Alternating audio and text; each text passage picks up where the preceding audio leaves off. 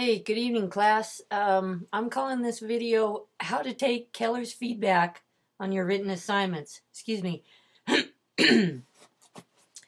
um, and this is because in the online environment, um, there can be enough distance and enough impersonality in the exchange of work and feedback that you might have a hard time understanding the the way I'm responding to your work.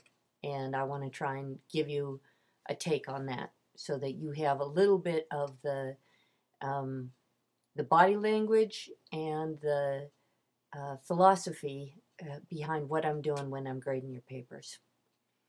I feel genuine gratitude for the opportunity I have as an instructor who receives the hard work of her students, no matter what your level of skill in writing. It is the effort to think well with the skills that each of you brings to the writing process that is my real interest. It is thrilling to see you thinking in words. And even it's so easy, I've done this long enough, even if you struggle with writing, it is so easy to identify the thinking work that's going on in there and to distinguish that from the communication issues and clarity issues that I really delight in reading these papers.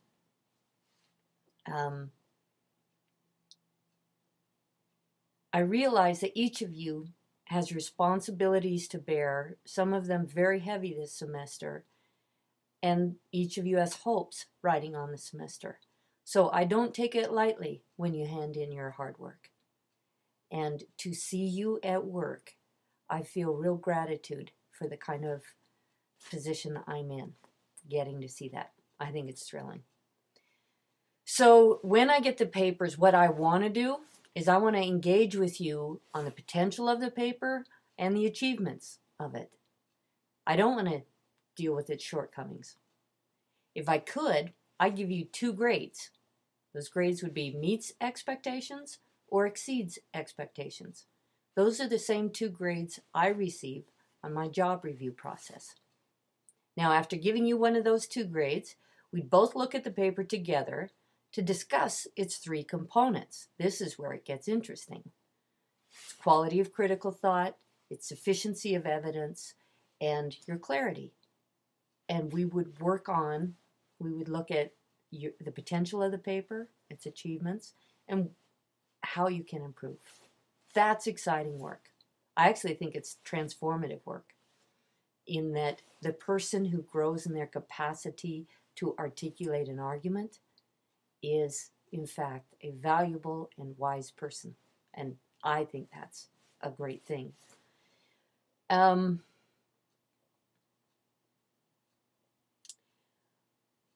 Those 3 elements, the reason I work with those 3, constitute the structural integrity required for the development of complex thinking as well as compelling writing. And I'm telling you, and any of you out there dealing with your families and work and 100 responsibilities know life is complex. So that if we can develop the skills for complex thinking, we are doing you a favor on and off the academic field. Now, if we lived in an ideal world, that is how I would grade your papers, and it would include a group workshop because I think we work well when our brains are working together. In lieu of that, and, thanks be to the online environment as you guys are scattered in your various places, working when you can work online, I use the grading rubric, and I add a brief synopsis at the bottom of it to identify the most important intellectual issues of your paper or the most important writing skills that will help you to increase your success as a writer. The response that you get from me might seem impersonal, right? It's a number, 1 to 4. And then what I hope is a pithy tap that you can tell I really did read it and I got where you're at. Nevertheless, that could feel impersonal. My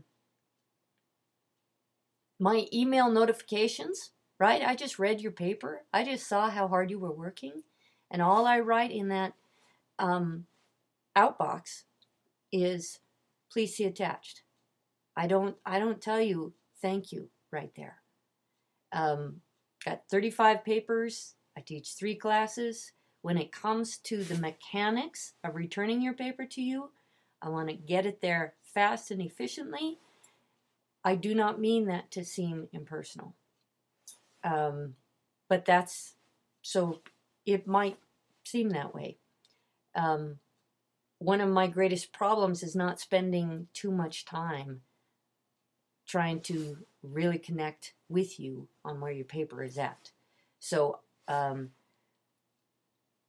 quick message is meant to be effective, so I'm getting it back to you fast, and I'm getting it back to your colleagues fast, and that I'm not spending too much time trying to connect with you on a deeper level about how that paper went. I try to do that through the rubric. I do not mean for the impersonal nature of the rubric or the email to send the signal that I am done with your paper. When I return the paper, we are continuing a discussion that is intended to make you a stronger student. Now, research tells me that you guys don't want and won't benefit from any lengthy feedback in your paper. So I keep it simple, and I wait to hear from anyone who'd like to engage more seriously. If you want to engage in more feedback, I welcome you to follow up by scheduling an appointment by phone, Skype, or Class Live. I hold virtual office hours Monday and Friday, 10 to 12, so you can be assured of getting a swift response from me during those times, and within 48 hours otherwise. So, the door is open when you get your paper back. But the other reason I've got this up here on the screen for you is, please do not write back to me in the outbox if you want to continue the conversation, because I will never go back. I will never see anything that tells me Anna has responded back in there. There's nothing in the course that will tell me I've got new information from you once it's in the outbox. If you resubmit a paper, like if you revise it and resubmit it, it'll go back into the inbox, and the course will tell me I have something new in my inbox I need to go look at. But if you reply to me in this outbox, there's a chance I would never see it.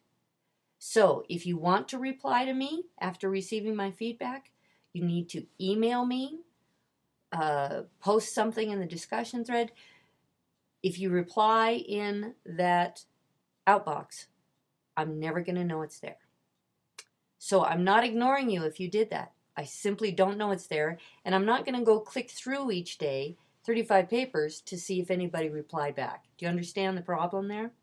So please do not try to write back to me in the Dropbox. All right. If I've raised concerns with your citations, and I have to admit I had a big problem this round of papers, we have entered a more serious conversation. But nevertheless, you should understand that I seek your response to my concerns. I make my best evaluation of your paper, and if I have a concern, it's my job to raise it. You should not be offended, but rather the awkwardness of the concern simply needs to be faced, and you present your response to my concern. There is nothing I would like more than to find out my concern is unfounded. It takes me a lot of time following up on something that looks like plagiarism. It kind of breaks my spirit, right? Because what I love is seeing your brain at work. So there's nothing I'd like better than to know that you are such a good writer that all of that was original work. Got it? Now, my next short video will describe each of our responsibilities with regard to any concerns I may have about your use of references. So the university has a policy. I'm going to walk you through that policy so that everyone in this class understands it. And I'm going to be clear about my responsibilities, your responsibilities, and how we will use some of our participation and time in week 4 to address any of those academic, I even hate to say it, academic dishonesty concerns. I can tell you that, no, I won't tell you any of that. What I hope I've conveyed tonight is that I am somebody who loves to see thinking at work. When I receive your paper, I have the privilege of doing that. I take it very seriously that there was blood, sweat, and tears, responsibilities, compromises that this paper required of you. And I'm really excited to keep working with you guys this semester. So, thanks for listening. That's my take on how to take Keller's feedback on your written assignments. Bye.